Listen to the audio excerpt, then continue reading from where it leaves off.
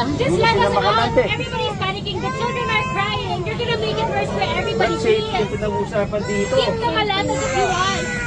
Naka-diverted po kasi si AirAsia po. Hindi po talaga po kayo pwede bumaba.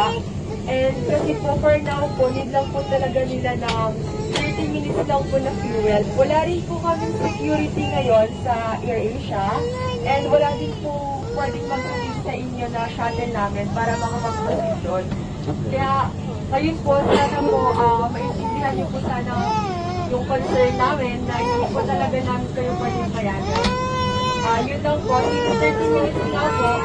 Iaantay ko lang po Yung safety po namin kasi 4 na beses na kami umakyat. And then lahat kami, hindi naman kami okay with what happened. So, lahat kami na trauma actually, basically.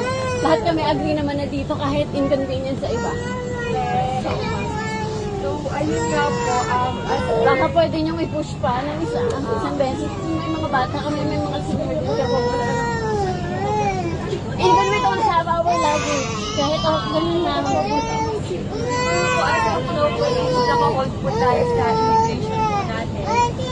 As per our station manager po, need po namin makipag-communicate po muna sa immigration. We can wait. We can wait. Papayagan po tayo. We can wait. We just want, di ba, bigyan na kami ng huli. Kasi di ba, wala. Please. Can wait.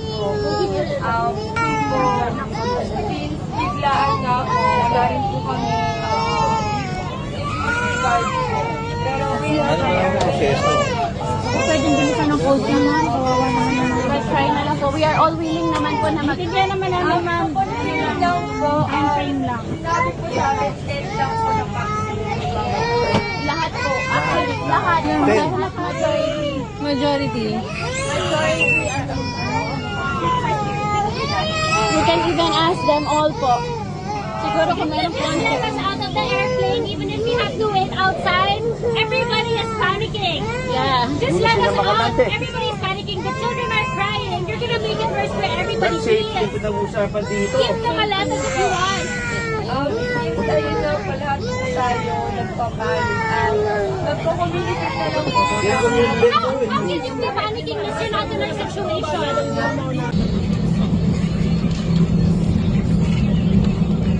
Okay na.